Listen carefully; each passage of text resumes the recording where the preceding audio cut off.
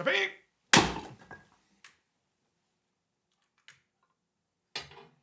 that doesn't feel quite right.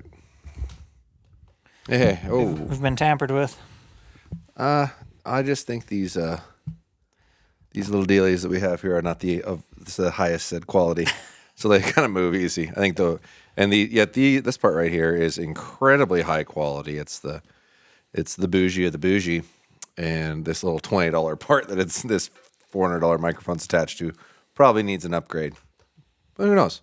Who knows? Who knows? Pop and top. Oh yeah. Let's go. Perfectly sweet and creamy. It's your favorite. I'm telling you. Last 2 times I went to Costco, they didn't have those anymore. So Seasonal. enjoy it, and that is the last one. Seasonal goods. Enjoy it. It's the last one. Oh. Have you tried a Versalia pizza? Versalia, where are they at? There's one in Liberty Lake, and there's one downtown in Kendall Yards. You know what? I don't think I have. They're pretty good, man. They're good? Yeah, maybe I'll bring one for a podcast since we're basically like a food review podcast now. we do some food stuff, which I got my antelope back. We should do a little antelope steak challenge. Yeah, antelopes. Yeah, absolutely. Yeah, and antelope's another one of the controversials, right? Yeah, I think. Well, it's typically a sage animal, so antelope, bear, and sagey mule deer. Well, and I shot a bear too, so we can probably do something there. But I usually turn that into sausage just because of the fear of trichinosis. So just because that's pretty rampant amongst the bear community, there's a good chance if you kill a bear, it has trichinosis, and that's a tough thing to beat. So myself, I always put it into something that is getting pre-cooked. Mm-hmm. So I'll make German sausages, pepperoni sticks, that kind of thing, because I know the internal temperature is getting over 160. So if there is bacteria in there, it's dead. So yeah, I always cook it pretty well done, but even the steaks, I think eat surprisingly well when they are well done. Bear, when done correctly, is really good.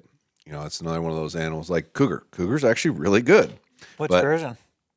Well, in cougar, I think I've only eaten a sausage version as well, but like a bulk sausage type, like a breakfast sausage. And dude, you could not have convinced me what I was eating wasn't Jimmy Dean. Tasted exactly the same. And I'm like, holy crap.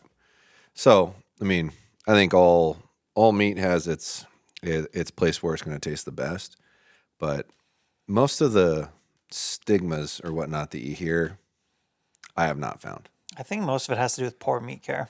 Poor meat care, or you got to take good care of your meat. That's like rule number one. It's not just taking care of your meat. I also think how in which the animal was dispatched has a decent amount to do with what it tastes like. If your animal doesn't die right away and it's in a highly stressful, pressured situation after it's shot, there's all kinds of adrenaline shot into the system. They're in fight or flight mode, and I believe that puts something into the meat that makes it taste different. That's true too. And all the sushi people, I mean, they immediately cut the gills and bleed them out and get them cooling down right away. And there's a lot. If you can get something cooled off real fast and opened up and it doesn't sit, it makes a big difference. I think you can probably throw a couple of them on now. Yeah, we got a successful light. We have a successful light. Well, I don't know. I'm scared to say that because that would make me 2 for 2 in this season. And I had a really poor track record prior. So I'm going to give that credit to the lumber for a decent portion of it. I'd probably still leave that on it. I think we're good. If it goes out, it's your fault. Yeah, I'll take the responsibility. You can take the blame. I'll take the heat. All right, I like it. Yeah. Actually, had somebody run into me at the hardware store today. Oh, you got noticed? You got caught? I always get noticed, but no random person that I didn't know already had brought up the podcast and really liked it and said he thought the soda can video was really cool. Oh, nice. Oh, are you sure you don't want to open that up a little bit there, Tim? I got eyes on it.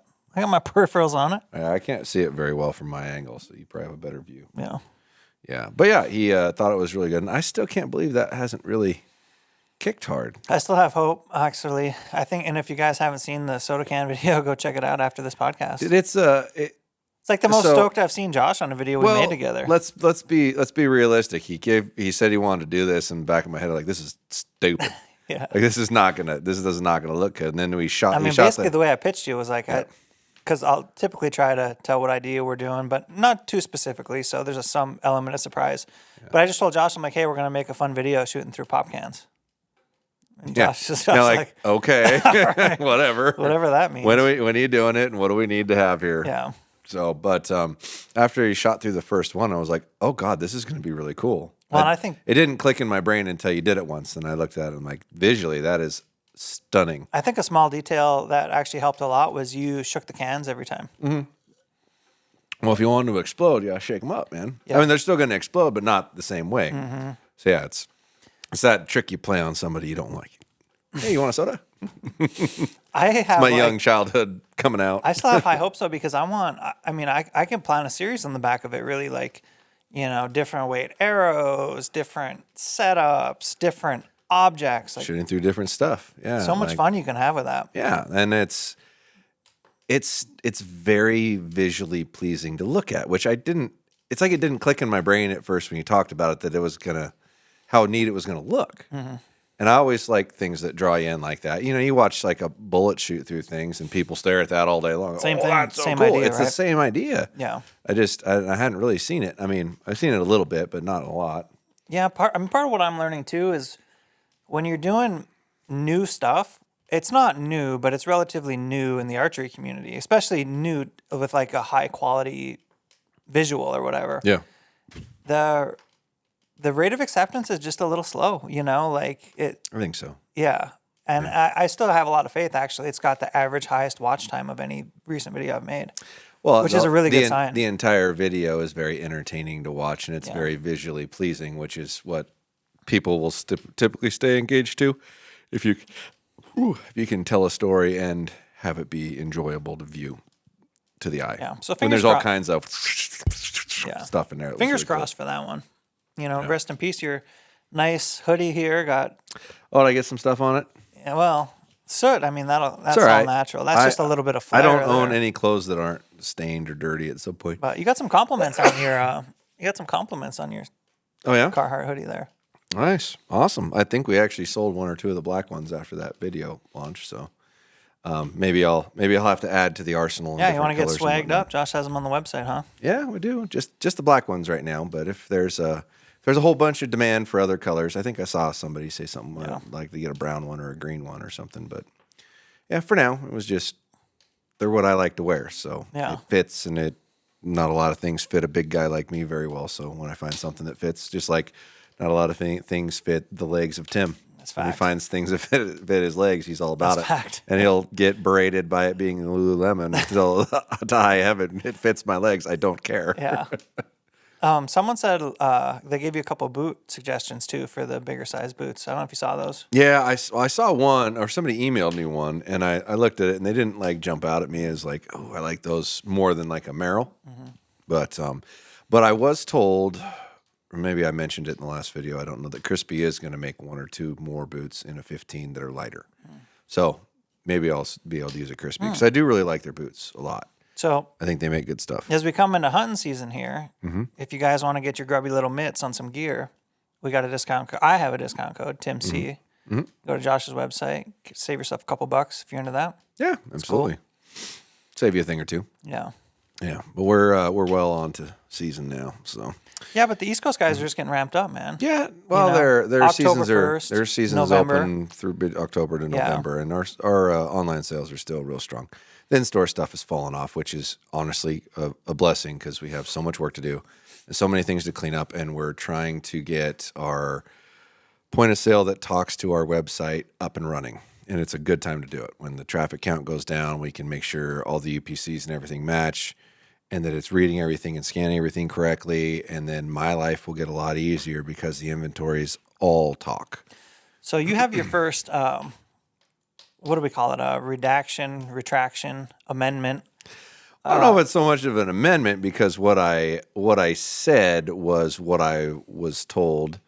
And I think that it was your understanding at the time. There's one thing I think that we'll probably have to agree to disagree on, I think. in there. So it was. I do need to redact part of it. What's the difference between redact and retract, do you think? I don't know. I have no idea. I did make an inaccurate statement. Do you ever listen to Meat Eater? No. They have a segment where sometimes they'll correct previous whatever. They just want to make corrections. I forget what they call it. And I was trying to think of something snazzy to call it, and I don't know what the word is. Redaction, retraction, amendment. Because I imagine this isn't the last time we'll. Oh no. No, somebody. Well, it is interesting to realize that enough people are listening to it that if I say something that is felt is inaccurate about a company or a manufacturer or something like that, I will actually get a phone call about it within a couple of days. So of it launching, and that's what happened here. I think it was Tuesday, and it aired Monday. So, And it goes audio Tuesday. And it's ironic that we had discussed that New York was our largest base, and this company is based in New York. So I had made some statements about Athens Archery that understand that the majority of the statements that I made were things I had heard from the industry. So I'm not directly stating inaccurate information. But first one, and I phrased it wrong, so I'm going to take this one back a little bit. So I had said Athens was started by some disgruntled elite employees. And that was inaccurate, and I didn't deliberately state it that way. I knew Athens had existed before and was bought by somebody. But the people that purchased it, and this was what, mind you, that statement was something I had heard from the industry. The people that bought it had no... or weren't in archery before. They were actually. She told me an interesting story. They were actually about to buy a convenience store, and this came up, and it fit something they were interested in, and so they chose to buy that company. That originally, I'm trying to remember when they started, but they'd been around a while. But it was a smaller company, and they took it over and moved it. It was operated there, and I think it was Iowa or Ohio or something where it was at the time, and then they were there for a little bit, and then they moved it. But I was told that no one that works there had left Elite to come to work there. They had always gone somewhere else. Now, I neglected to ask, and she might not have known if they had no competes. So some manufacturers make you sign a no compete, which means that after you leave, you can't work in the industry. I don't know that, and I didn't bother to try to research it. So just throwing that disclaimer out there that it's possible that they aren't allowed to go work for another archery company at first. But she did state that nobody that works there had not worked somewhere else before they came to work for them. Their head engineer did work at Elite, but he went and did something else for a couple of years and then came to them. And they're very close. They've been friends for a long time, that sort of thing. And this is not the first time they've heard this, that all the people that work at Athens are a bunch of disgruntled elite employees. So they have a very positive work environment, and they're not allowed to speak ill of other companies at work. If they do it, not in their building. She was very adamant about that. I did ask if more than one person from Elite worked there. And she said yes, and she didn't want to tell me how many. So I don't think that was a negative thing by any means. She just didn't want to say, and I understand that. Probably close that the rest of the way now. It's going really good.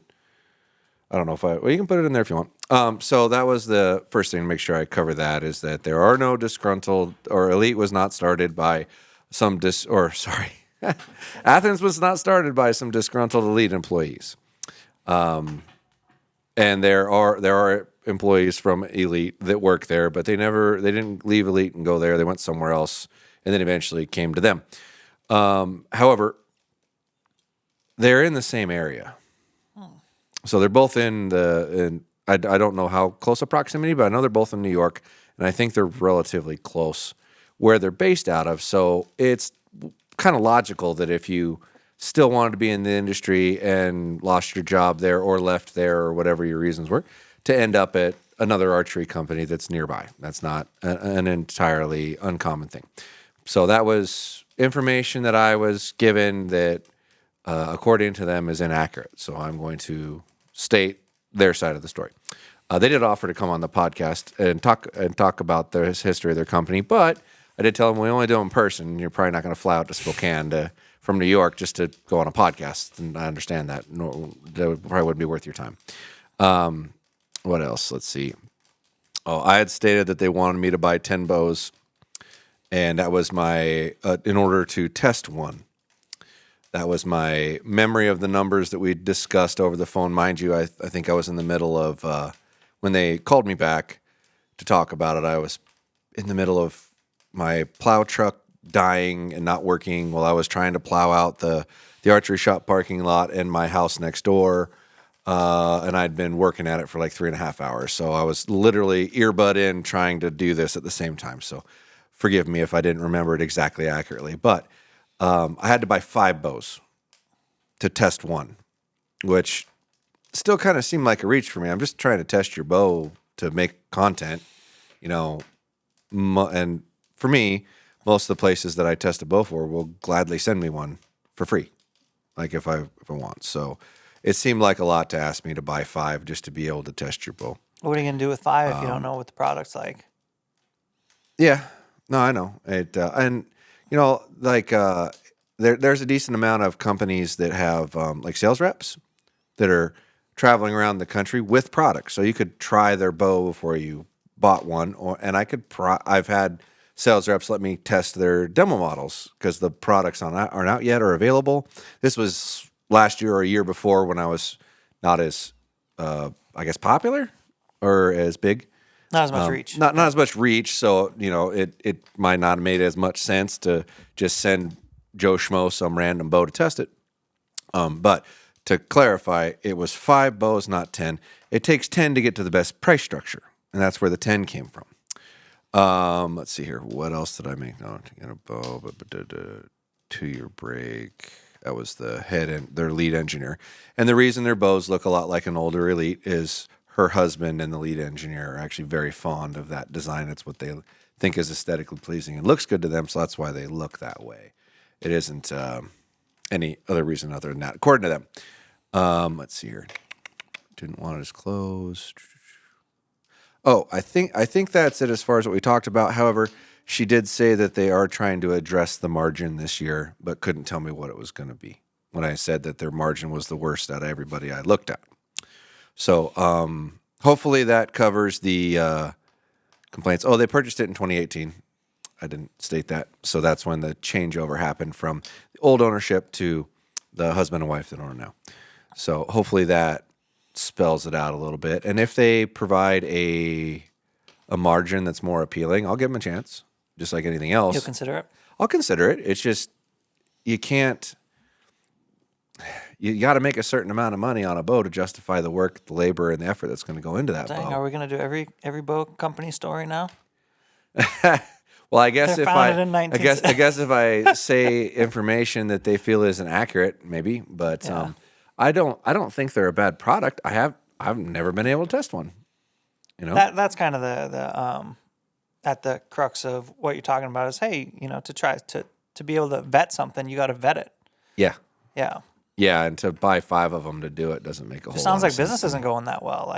Well, I mean, in the golf world. Yeah. Oh, wait. Hang on. Yeah. I did make another statement that she disagreed with, and this is where I think we may have to just agree to disagree. Right. Yeah. That's cool. She had said that there's all kinds of shops that are asking for their bows that have the good brands.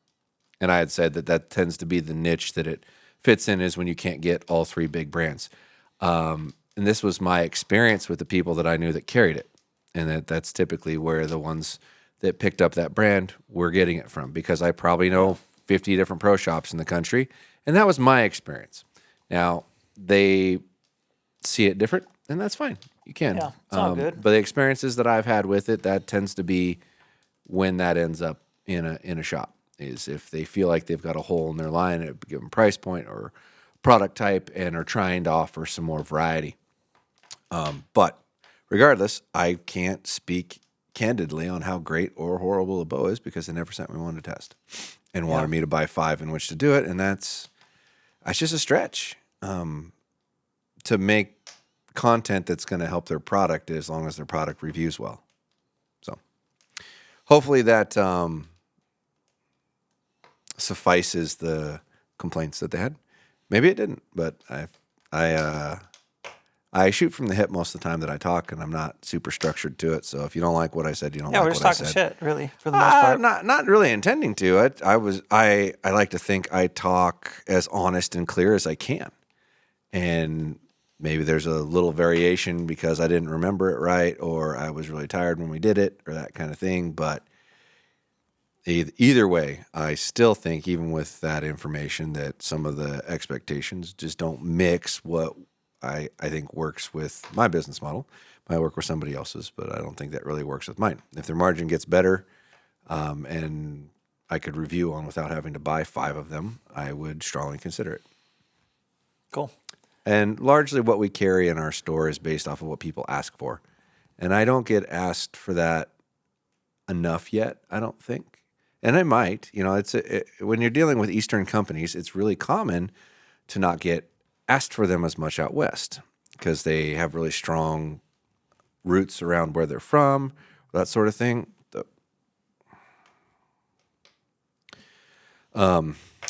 Strong roots from where they're from, but they haven't made it all the way over here. Like it took quite a long time for people to ask for Elite, but they're a New York-based company, and I don't think they sell nearly as well out west. However, this year they did get asked for quite a lot. I might have been asked for Athens like 10 times or 15 times if we carried it. But that could also be the technology and day and age that we have that people look it up and don't ask you.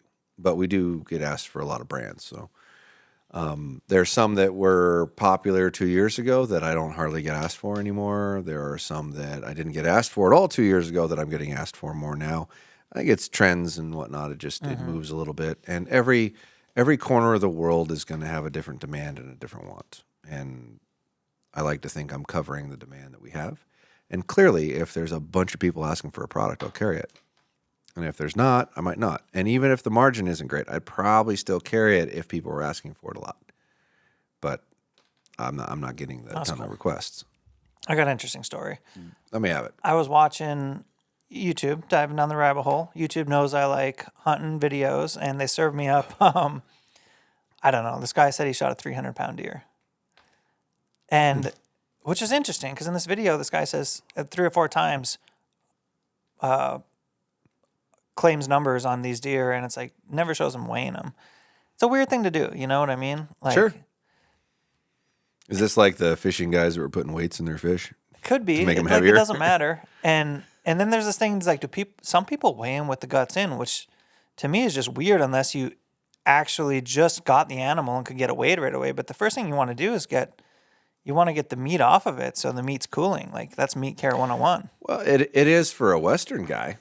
Yeah. I mean, if it's 20 degrees That's outside and it's November, because that's when you're hunting and you don't necessarily have to. But anyway, this guy was hunting with a recurve. You getting hot? Oh, you're just burning the wood off for no reason at that point. Got to turn it down a little bit. This guy was hunting with a recurve. Showed himself shooting 2 deer with a recurve, and both the deer ducked quite a bit. You don't say. Yeah, like quite a bit. Like, the first doe did what I've seen many videos of, and it was in full duck mode, which is its back probably moved 12 inches from the shot. Mm-hmm. And then the buck maybe less. Yeah. And he was further away, but he maybe dropped 6 inches or something. But do you know how many people through the years have commented about how quiet recurves are and why don't you just hunt with a 180 foot per second recurve because the deer's not going to hear it and the arrow's going to blow right through it? Yeah, that's flat horse shit. I mean, do you know how many times I've heard that narrative? Yeah, that's crap. Oh, no, you're going to come in with a hot take and just say it's flat horse shit? It is 100% horse shit. And it's anybody who's ever sat in a tree stand waiting for a deer to walk in, it's so fucking quiet. Like, you move like one pop on your zipper and it sounds like you snapped a branch. Mm-hmm. I don't care how quiet you think your bow is. It's not silent, period. They're going to hear it. They're going to hear it, period. Now, do they react worse to a louder noise? Sure. But they still react, and it's no different. And it's funny that you bring that up. I had a guy send me a calculator because we were talking about deer dropping and whatnot. That he's going down the rabbit hole and did a whole calculation and studying it to tell you how far a deer moves, at what speed, at what your sound reaction time is, and built a whole chart that could tell you at your speed how far that animal's going to move before your arrow gets there at what distance. Did it seem accurate? Yes. Yeah. Oh, yeah, 100%. Yeah, I went through the whole thing and looked at all the analytics. I saved it, and I'd get back to it later and try to put it somewhere for people to view and whatnot. But it was blatant, and it was like there was the distance you could effectively shoot to without missing. Mm-hmm. Like if you're shooting like 180 feet a second, you can't shoot past like 25 yards. Or that's one thing 20 yards. I love about the internet is that it allows us to reach people that are willing to do shit like that. Yeah, it was really cool, and I want to incorporate it into our calculators page because we have a whole page that's all kinds of calculators of figuring out momentum versus velocity. Well, I'd like to see that, and we can expand on what's in that. For sure. That seems cool. Yeah, and there was he gave me a link to a website that talked about all this stuff too, but he had made an Excel spreadsheet that covered the calculations of velocity and how much the deer drop would be, giving an allotment for like 1/10 of a second for sound, like the reaction time from when you fire till they hear it till they can actually start moving. And it was very well thought out, and I thought it was incredibly accurate and would use it as a guide for sure. Yeah, and as I dive deeper down like Josh's dirty little rabbit hole of archery, just in the last couple weeks, I made the realization, and it really has a lot to do with the animal I shot in Nevada, that speed equals forgiveness. Yeah. And I don't think that gets mentioned that often. It gets said, but not as simply as that. It's speed equals forgiveness. Momentum also equals forgiveness, but I think if you were to weight it, speed, and it depends on how much energy you're shooting or whatever, but for your average adult male shooting higher energy, speed is more forgiving than momentum. Oh, I agree 100%. Yeah. I don't know why it's become so kind of a revelation of late, but it really is. And that chart would be interesting to kind of give us some more perspective on that. Yeah. But I was thinking about this. So I'm shooting a 300 foot per second arrow at that animal in Nevada. It was stepping, so however much that's moving, however you quantify that in miles an hour. But if that animal moved 2 or 3 more, 4 more inches by the time that arrow got there, it's changing my game. Exactly. It's changing my game a lot. Well, normally when this conversation comes up in the shop, or person to person, if we're sitting down talking about it, and I will tell people typically the same thing. It's like the number one thing that causes you to fuck up on an animal is the animal moved before your arrow got there, over every other thing. So if you're going to make yourself shoot 30% slower, that animal has 30% more time to move. It doesn't matter what cinder block wall you can shoot through if you can't hit the animal in its vitals because it's moved so much, your arrow's no longer traveling towards the vitals. Yeah. I mean, it's idiotic. This whole heavy arrow thing has really come from broadheads that don't penetrate. Mm-hmm. That's where it comes from. If you're worried about penetration, shoot a broadhead that penetrates. If you're not, on a well-tuned arrow. On a well-tuned arrow, that's huge. But if you're just trying to kill an animal, I mean, a mechanical broadhead that cuts a big hole is going to increase your odds of killing an animal. It just will. Yeah. Because the wound channel is going to be harder to close. Well, I still really truly believe in the velocity is even a greater thing. It really freaking matters, and there's a reason that I'm shooting less than I recommend to people. It's because I think it's that important. Mm-hmm. You're kind of a high energy guy too with your setup, but the other thing I was thinking about was if your effective area of things that could go wrong. There's a small area that's very bone dense, right? Mm-hmm. But you have so much more mass behind that area that you would actually not want penetration. You would want wound channel. Right. So that amount of area that things could go wrong, where your bone mass is thick, is far outweighed by the amount of area behind that. Yeah, basically when you're going with a heavy arrow kind of setup, you're trying to set yourself up to avoid a failure that you experienced or think you're going to experience. I'm going to hit him in the shoulder. I'm going to hit him in the shoulder. What do you That's think the mindset. when And you're saying heavy arrow? What do you where are you going to put that kind of line in the sand? What is a heavy arrow? That's Define tough. that. Well, over 500. I was going to say over 525. Even it's excessive. Like why? Yeah. Why shoot 525 grains? That's just kind of from Why the shoot range 500? of setups I see people shoot. I think the average person in the average setup. Now we're going to eliminate elephants, hippos, rhinos, blah blah blah, whatever. I'm just saying average bow hunting guy. 425 to 475 max. Like it shouldn't exceed that.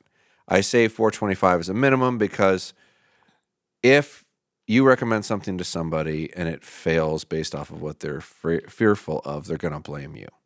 I shoot less than 425, but I won't recommend it because I'm not going to blame myself for it. Yeah. You know? And I think if I kind of look at the cumulative average of setups from guys who shoot, a lot more stuff than you and I combined. Yeah. It seems 425 to 475 is stupid. That's common. a very sweet spot. I would say the average, and this depends on arrow length, but I would say the average is probably it's right between 450 to 475.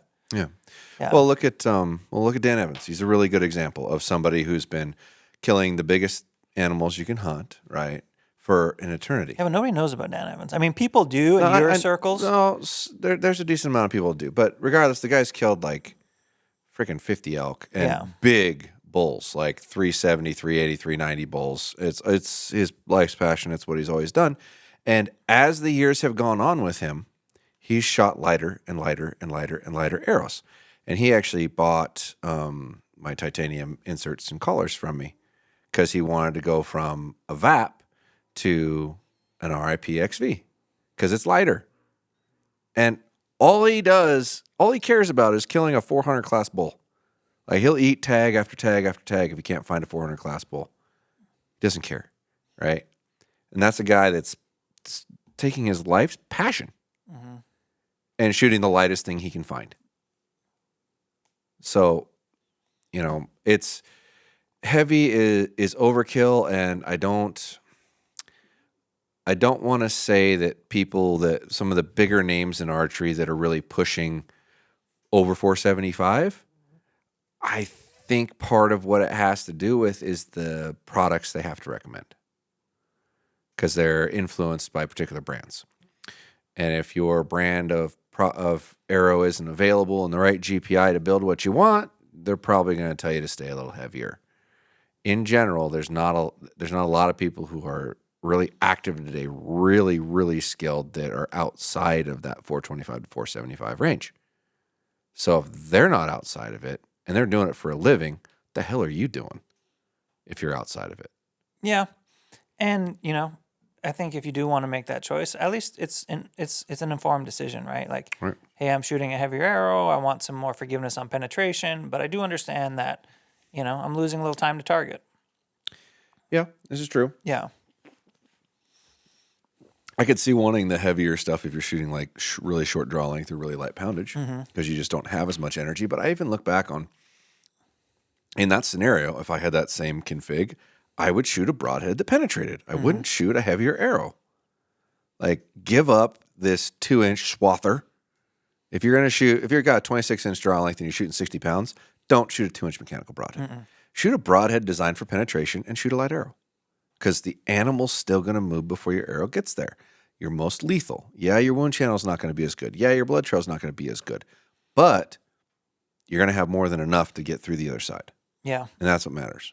I mean, if I was hunting Western Washington, Western Oregon, North Idaho, I'd consider, nice heavy meat rocket for elk. Heavy meat rocket? Yeah, a little meat missile.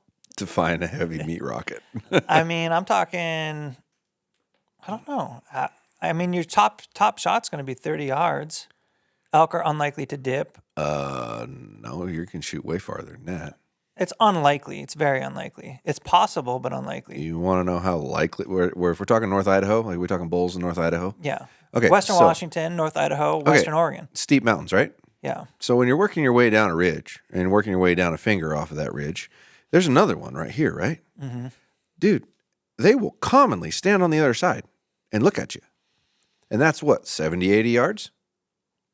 Now, I know most people probably won't shoot that far, but it's what your level of efficiency and accuracy is. But if you're trying to hit something this big and you're proficient, 80 yards isn't a fearful thing. But if you're shooting a 500 or 550 grain arrow, it's going to take a long ass time for your arrow to I get there. mean, so I've got 60 days in North Idaho, and I haven't. The furthest I potentially could have slung an arrow is 50, 55 yards. That's rare. And often there's not a window outside of 30. Sure. But that doesn't mean I've hunted all in North Idaho. Yeah. You know. Well, you get outside of this particular part of the world and it's a lot more open. And you can end up in situations where it's very easy to shoot a lot farther. Yeah. I don't know. I still until I have like failures that I can't explain, I'm not going away from light. Have you shot any or many elk frontal? No. I grew up in a time where that was an irresponsible thing to do. Like I was told, don't ever do that. So I've never shot an elk frontal. That being said, I'd do it now. I feel more than proficient enough, and I feel more than capable enough. And when I'm shooting an elk, I won't shoot a large cutting diameter broadhead. I will not. So I'll stick to something that's 1.5 inches or smaller, typically. What do you got screwed on right now? You're elk hunting this weekend. Well, that's funny. I have a 2-inch mechanical on the front of an arrow right now, but I'm testing something.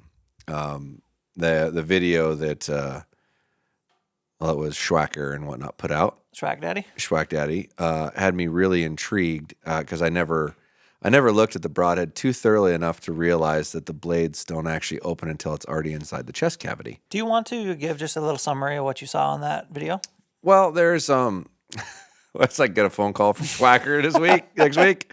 Well, there was they tried to do some reasonable testing. Mm-hmm. I thought there were some variables in there that could give you some really skewed results. They did some fletching testing, and there were some things about the fletching testing that drove me nuts because you didn't point out the fact that, yeah, ours are hitting higher. Well, your vanes are lighter. The arrow weighs less. They should hit higher. I mean, just in weight in general, because they're shooting at like 80 yards and saying, look at this, look at this, look at this. And then they mentioned one particular vane to point out that it hit lower, and then the other test that they did with vanes, they left that one out. And that might have just been an error. That might have been we don't care about this anymore, just take it away. Could have just been editing too. Or that, well, no, like every other vane that was listed was in there other than that one. Okay. So which one? DCA. DCA, okay. Yeah. And it kind of made me wonder, is like, well, did you take that out on purpose because it made this look worse? Or did you just forget to add it? Mm. And I'm not saying anything was done on purpose, but anybody who's analyzes anything would take one look at that and go, well, where'd that vane go? Especially when it was going through like a whisker biscuit or that sort of thing. Because I think that vane would do phenomenal through a whisker biscuit because it's skinnier and then flares out. So it's going to bend the bristle over before it goes.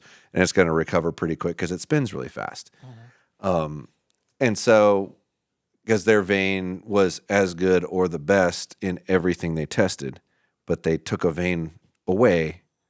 You know, it kind of felt like a drug company doing their trials, and then when somebody doesn't do well in the trial, they kick that person out of the trial, so it doesn't count. But either way, I don't know. I don't want, and I'm not saying they did it on purpose or anything like that. I just thought it was odd that vane was emphasized as one of the ones that dropped a lot, but then it was removed from the other portion of their tests.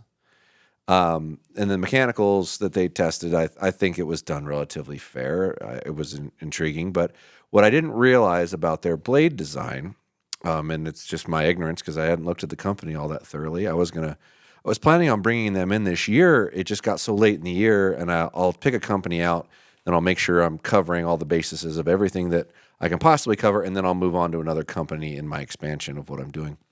And that one was up on my list. My account's actually set up, but I hadn't placed an order yet because it was like mid-August, and I'm like, oh, it's getting really late to bring broadheads and vanes in for this year when they probably have new product coming out next year. And usually at the beginning of the year, there's specials and things like that where you can pay less for stuff.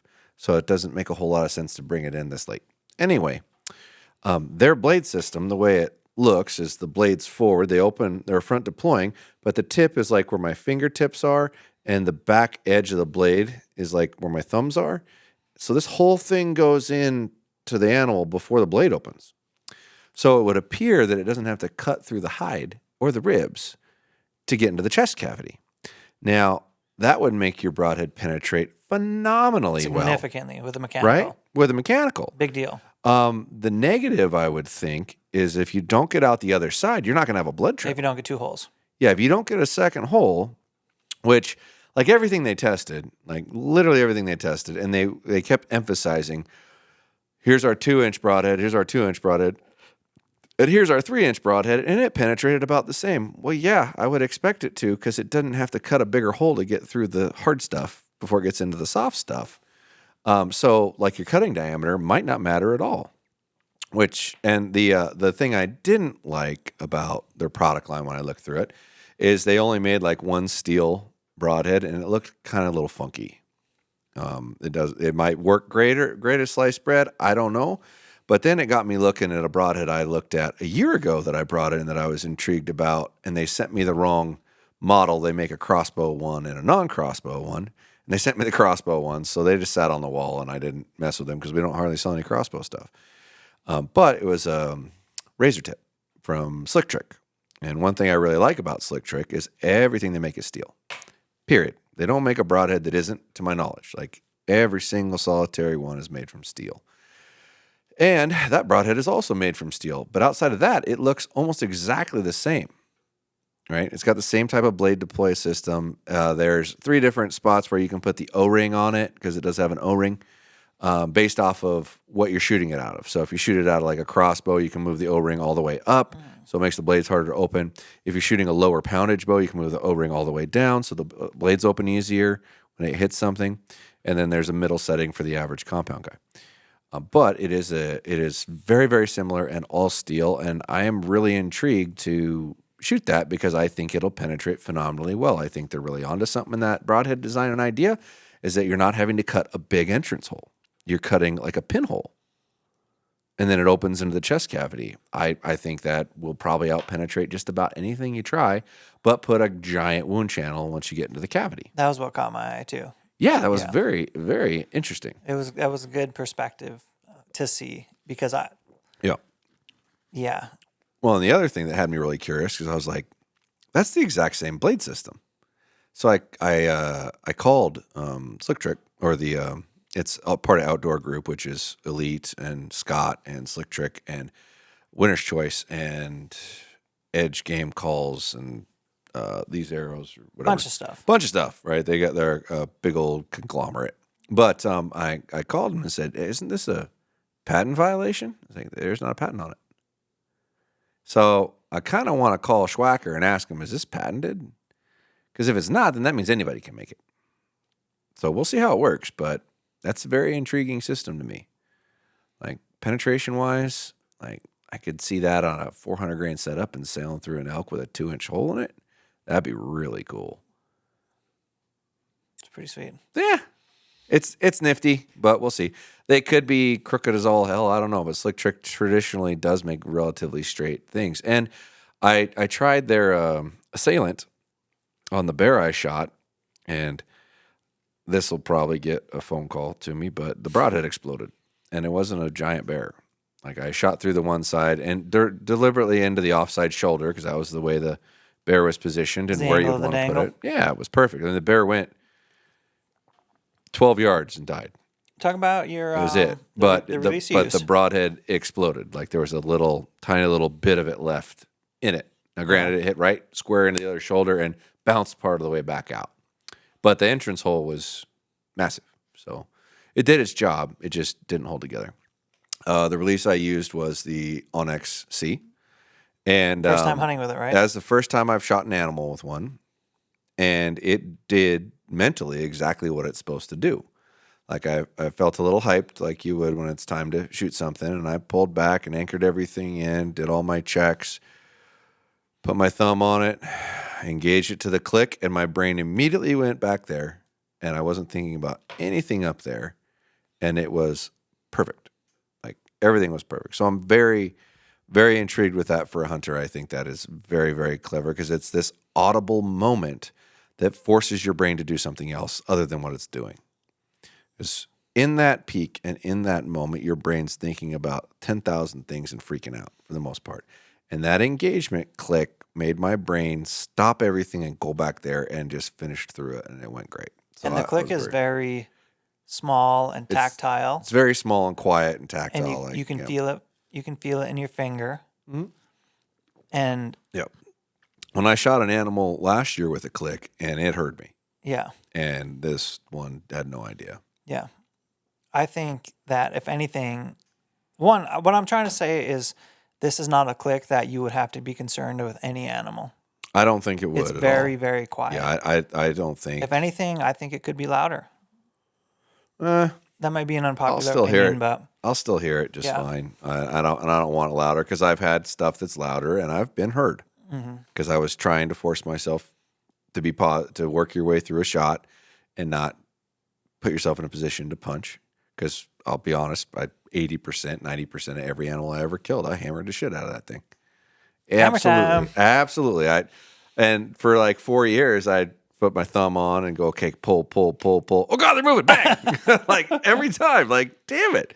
And I'd tell myself, and it's just like Joel says in his things, it's like I tell myself I'm going to make a good shot, and no matter what and whatnot, but it still sneaks in on you, and that really worked well. So that's why I originally went to try and click in a tree stand or ground blind, not running around, just because it takes a lot longer to get everything attached and whatnot. And I don't know if that's the best situation for being free. I'm chasing elk in Idaho right now, in between work and this, and I'm using an Axis, not a Onyx C, just because it stays on me. It's quick on and off, doesn't take as long, and time is still prudent in that moment. It's important. So I don't want to give up time, just like I don't want to give up speed. Time is relevant very much in hunting. It really is, whether it's time from when you fire the bow to the arrow gets there, or time it takes you to get your release on the bow, drawn back, anchored, and ready to fire.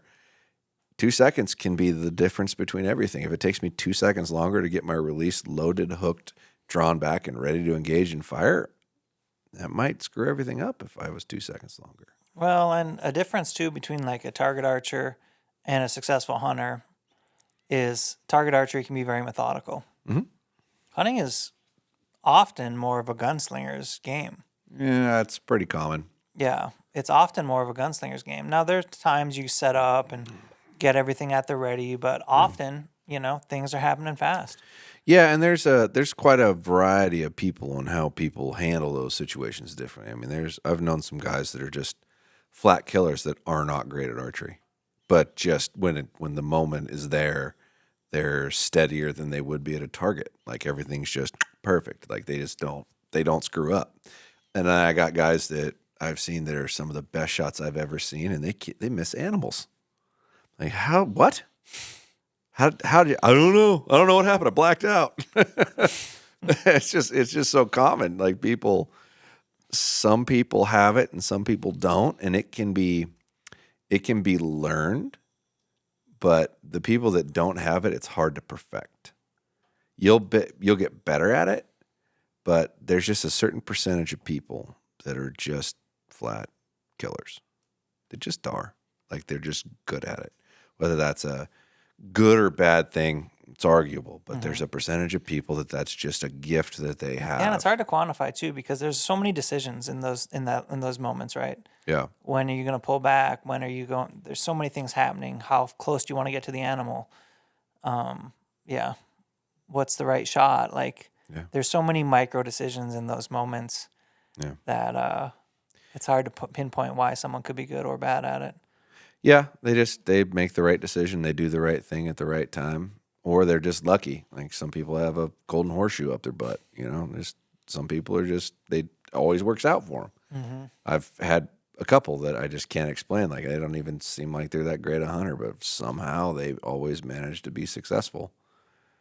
I don't know what that is, but I'd gladly take it. Yeah, and you never get to really see like the game tape either, right? Like in sports, you get to watch the review. often in hunting. I mean, even if you get to see a video, it's usually just the highlights. You don't get the game tape. What are you chugging on over there? Why don't you tell people about what you got going on? This is some greens. I think this is Wilderness Athlete greens. Dan gave them to me to try, and they're not bad. Are they keeping you regular? I can't necessarily say that. Is that what they're supposed to do? I don't know.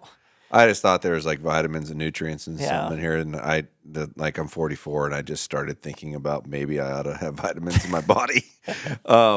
And so I was over at his house one day, or no, I'd asked him, I'd texted him about, I think it was AG1, because you hear about it so much. And he said, well, I got some of this, you can have it, try it, see what you think. And it actually tastes pretty damn good. Like I wouldn't drink this and go, oh God, I got to have that again.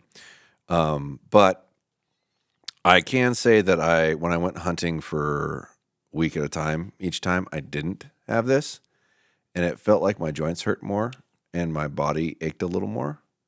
So I think there's probably something to getting the right nutrients in your body. Do you notice, does it help with appetite swings at all?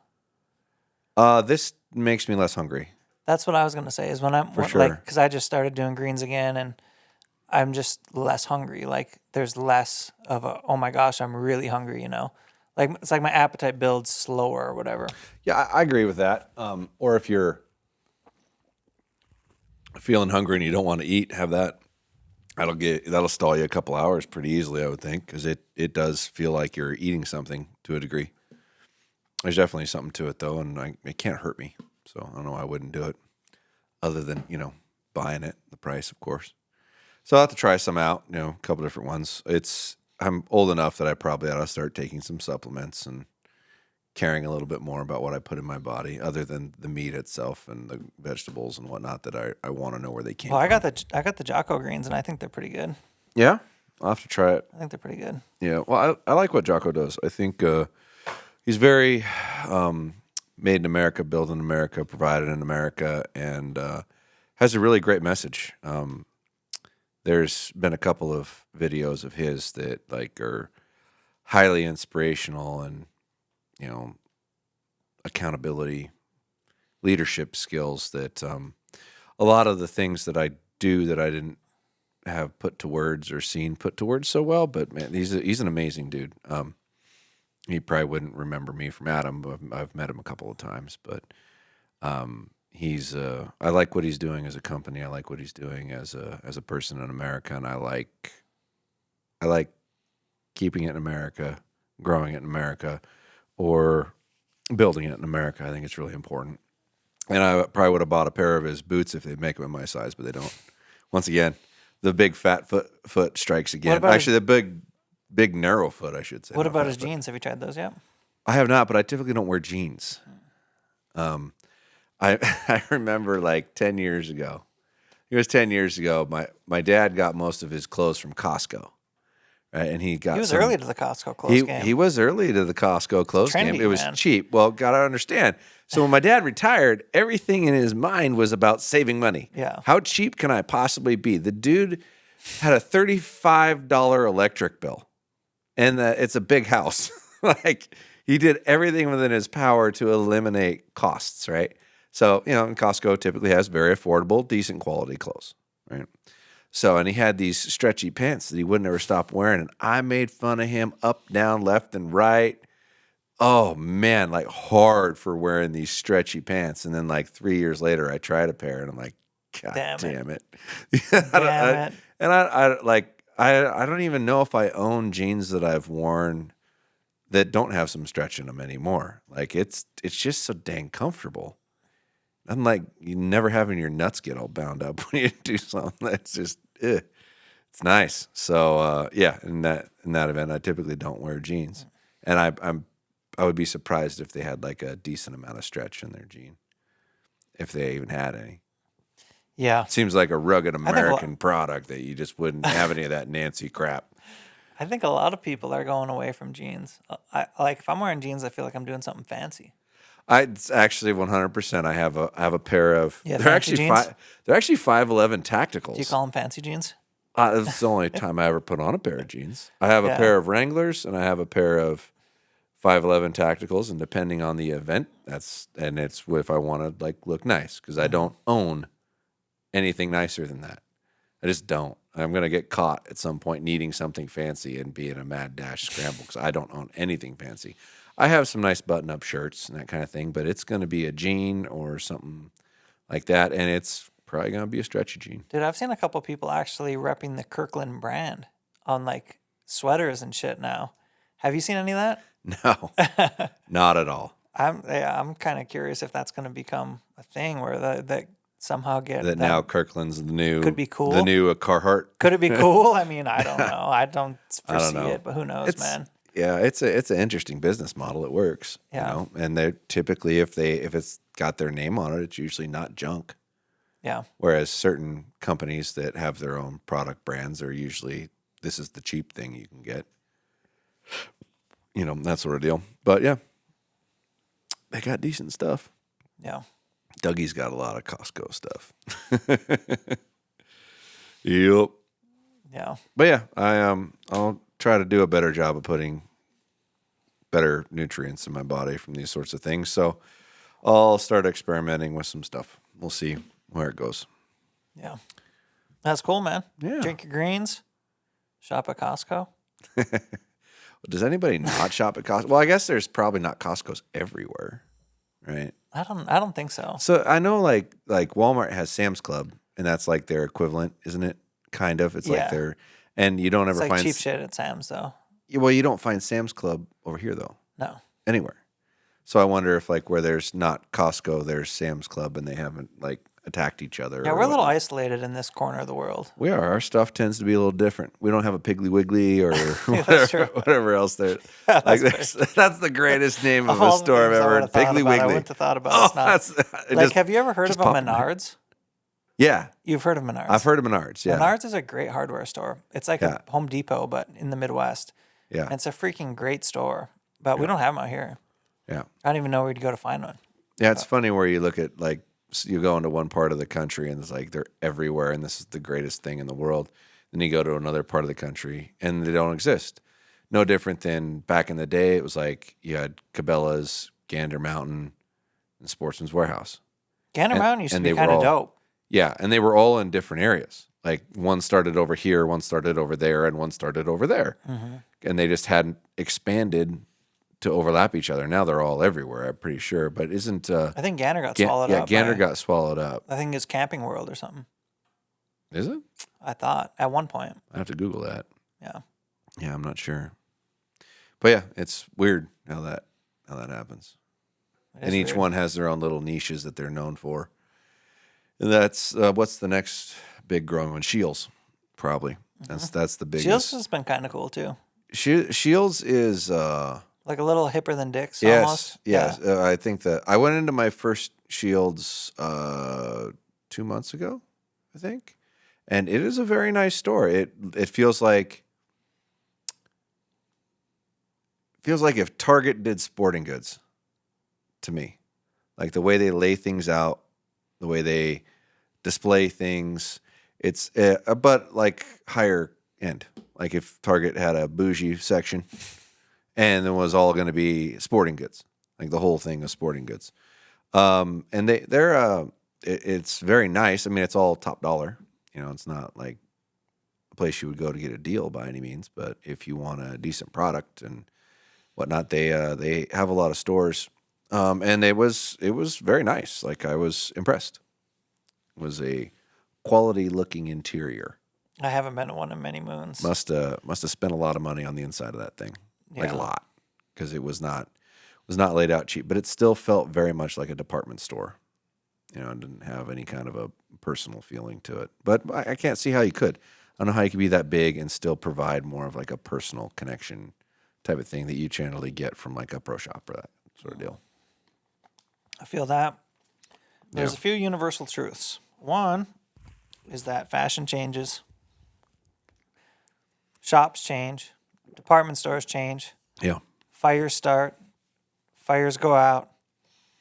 and that's a podcast. That was very creative, Tim. Fires out. Boo. Appreciate you guys. Subscribe. Leave it a review. Share it with a friend. post your nudes to OnlyFans. Don't do that. They just want your feet anyway. They just want your feet. And Josh gives them up for free. Oh, no, not today. Not today. No, Not hold today. back a little bit. All right. Just give you a little taste last time.